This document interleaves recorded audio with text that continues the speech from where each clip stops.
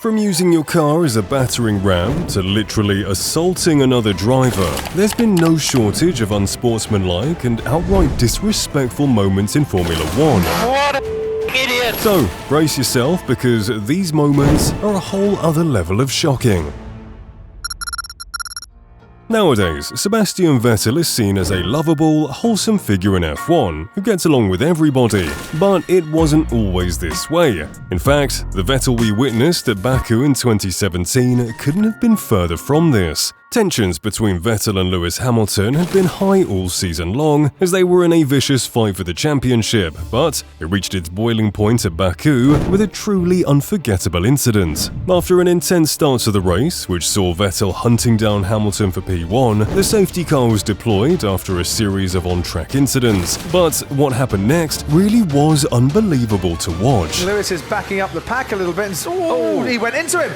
Wait, he brake tested me! Vettel literally just came alongside me and turned in and hit me.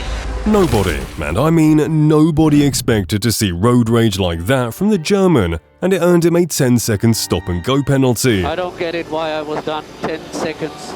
I cannot recall somebody got a 10-second penalty. Although he did still finish one spot ahead of Hamilton, who placed 5th. But the real repercussions of the incident came after the race. Vettel was universally slammed for his actions by fans and media outlets alike. It seemed even Vettel was ashamed by what he'd done. Seb, sorry, you said it was the wrong decision. What was the wrong decision? Well, it was the wrong move, wrong decision. It was the wrong move to drive alongside him and hit his tyre. So. And he's since described it as his lowest points of the 2017 season.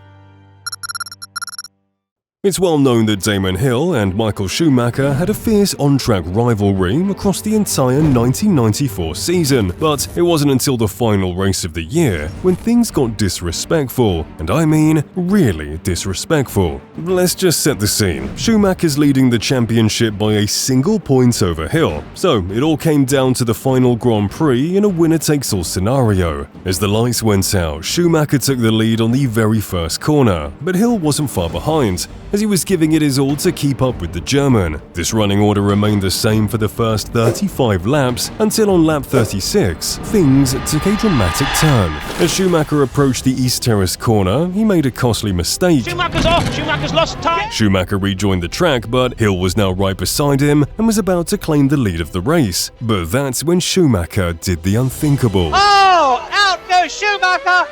The German is out of the Australian Grand Prix! He used his car as a literal battering ram as he turned sharply into Hill, before almost flipping his car and then ploughing into the barriers. It was clear instantly that Schumacher was out of the race, but Hill's fate looked less certain as he drove back to the pit lane to assess his damage from the attack. Seconds felt like hours as Michael watched on from behind the barriers, waiting to see if Hill would emerge from the pit lane. The crash had damaged Hill's front left suspension, and despite a last-ditch effort by the Williams mechanics, there was nothing they could do to repair the car, and so Hill was forced to retire from the race utterly heartbroken, with his championship dreams left in tatters.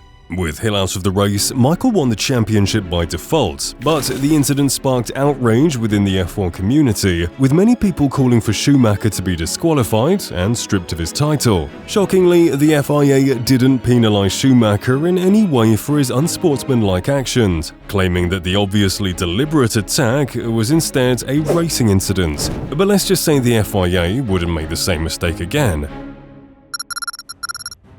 The infamous 2018 Brazil incident is arguably one of the most infuriating moments to watch in Formula One history. And let's set the stage. Max Verstappen was leading the race by 2.7 seconds with just 27 laps to go. His race pace was strong, and he looked set to bring home the win. Ocon had just pitted and was following the Red Bull on fresh softs, but he was a whole lap behind Max, so surely he wouldn't do anything stupid, right? But no, the Frenchman decided to attack the race leader whilst in P14, and after refusing to back out of the corner, he sent Max spinning off the track. I mean, if that isn't straight up disrespectful, I don't know what is. Verstappen was understandably furious, as he'd been denied victory by a car a whole lap behind him. What an idiot! Max had some choice words on the radio for Ocon. I hope I can't find him now in the paddock, because then he has Unfortunately for Ocon, Max did in fact find him at the post-race weigh-in, and after the Frenchman simply shrugged off the incident,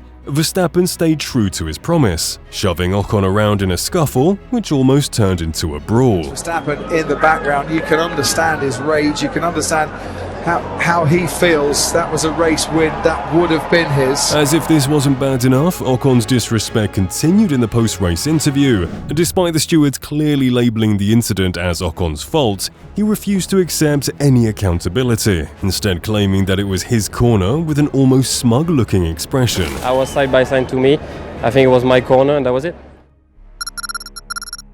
If you think the fight between Ocon and Verstappen was something, just wait until you see the events that unfolded at the 1982 Hockenheim Grand Prix. The race weekend had already got off to a rocky start, as Didier Pironi suffered a violent crash during practice that ended his career, but things only got more twisted on race day. The first 17 laps of the race were fairly straightforward, with Nelson Piquet leading comfortably, but on lap 18, things took a dramatic turn as Piquet approached the car of Alessio Salazar, who he was about to lap. Piquet expected Salazar to just let him by without a fuss, but Salazar misjudged the corner and failed to brake in time. This meant as Piquet turned into the corner, he made contact with Salazar, causing him to spin into the tyre barrier, which severely damaged his rear wing.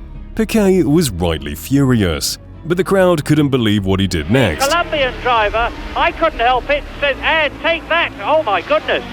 Yeah, that's right. You just saw Piquet start a boxing match in the middle of a Grand Prix, and he even threw a hilarious-looking kick in there for good measure.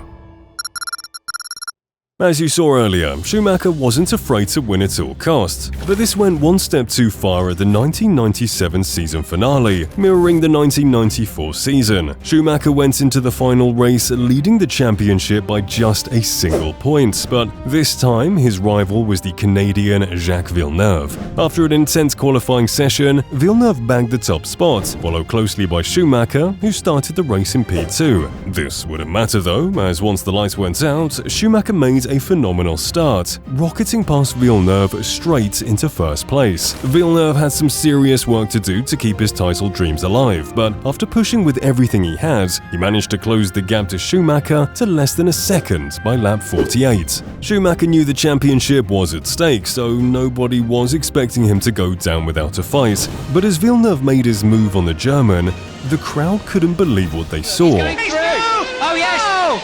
I don't think... Out goes Michael Schumacher!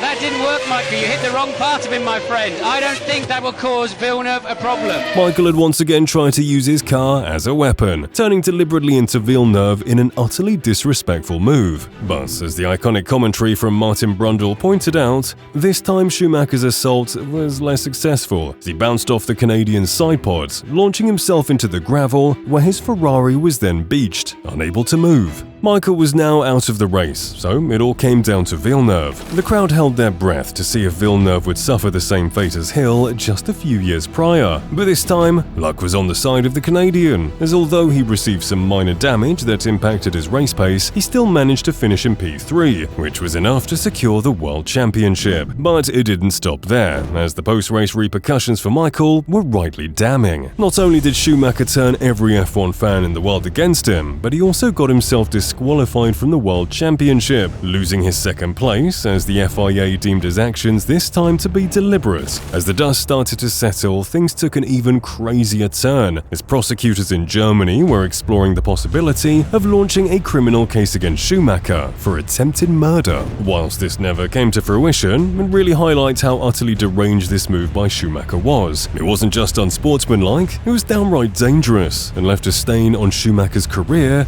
which follows him to this day.